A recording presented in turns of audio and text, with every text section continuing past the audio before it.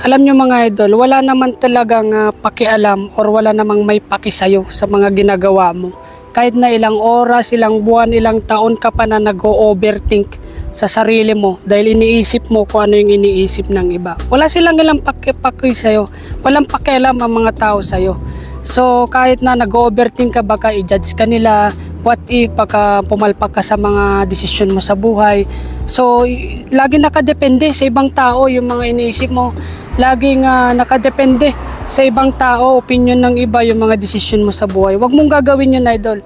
Kapag laging ganun yung ginagawa nyo, nag-overthink kayo palagi kung ano yung sasabihin ng ibang tao sa inyo, hindi kayo magiging masaya. At saka hindi nyo magagawa yung mga bagay na gusto nyong gawin. Kasi nga lagi nyong iniisip ng iba. Yung desisyon ninyo is laging nakadepende palagi sa opinion ng iba. Wag nyong gagawin yun. Magiging malungkutin kayo mga lodi. Wag nyong gagawin yun. Alam nyo ako dati, actually magpo 4 years na tayong nagbablog, no? Kung ako sana iniisip ko yung mga iniisip ng iba dati, wala, hindi ko mararating ito mga lodi. Alam nyo, konti na lamang magwa 1 million followers na tayo. Pero sa akin, libangan lamang at ginagawa ko ano yung gusto ko. Wala akong pakialam sa anong sasabihin ng iba, kung nakakaya ba yung ginagawa ko. Siyempre, ang pinopost ko lang naman siyempre yung mga something professional or something funny, mga memes kanyan. Hindi naman ako nagpapaya ng mga ibang tao mga do. Huwag nyo gagawin yan siyempre.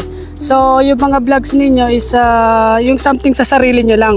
Huwag kayo magpaya ng ibang tao sa mga vlogs ninyo. So, kung ako sana noon, 4 years ago mga idol, iniisip ko pa rin kung ano yung iniisip ng iba. Asus Mariosep, hindi ko mararating mga idol kung ano yung ma-reach ng channel natin ngayon, yung page natin.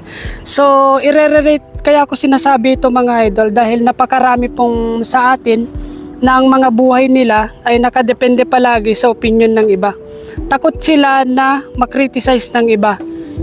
Takot sila na baka ma-judge sila ng iba. Takot sila na baka mamali daw yung mga desisyon sa buhay. So, wag natin gagawin yun mga idol.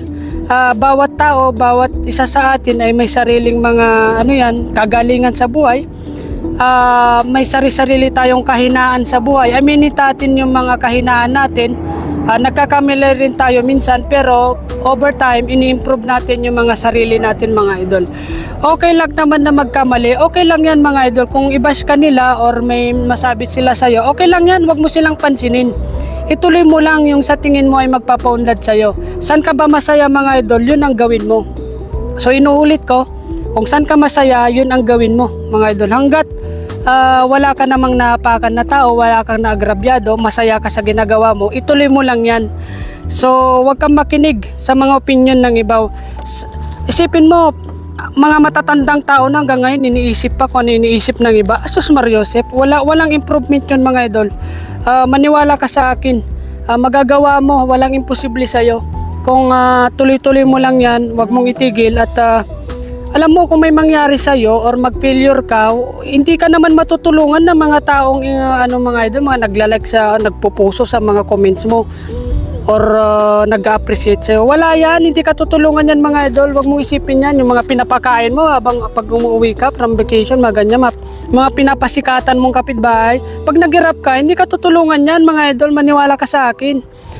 Kaya nga mga tao ngayon, nangingialam lang, hanggang sa comment lang mga yan, hanggang sa pangbabash lang. Pero sa totoo lang niya mga idol, wala namang may tulong yan sa'yo. So ba't mo isipin kung ano yung mga iniisip nila sa'yo or ma-criticize nila or pangbash nila sa'yo, di ba? So gawin mo lang kung ano yung mga nagpapasaya sa'yo.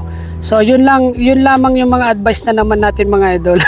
So konti na lang, malapit na po tayo mag-million followers. Nasabi ko ito dahil nga po ganun kasi yung ginagawa natin mga idol. Mulat sa pulpa noon, wala akong pakialam kung anong sasabihin ng ibang tao sa akin. So ginagawa ko lang kung saan ako masaya mga idol. Pero syempre, ang vlogging naman mga idol ay depende yan. May mga tao po kasi na tinatawag na introvert, mahihain sa camera, ganyan. Pero kahit ako noon, ganun din naman ako noon. Hindi ko sinasabi mag-vlog na lang kayo, hindi. So, ang ibig ko lang sabihin mga idol, sa pinaka-basic na pananalita ay pwede nyong i-apply ito sa araw-araw na pamumuhay ninyo mga idol. Alam mo kung ano yung mga pumipigil sa iyong pag-asenso sa buhay dahil lagi mong iniisip at inaalala kung ano yung sasabihin ng ibang tao sa iyo. So, yun lamang mga idol. Hayaan mo sila.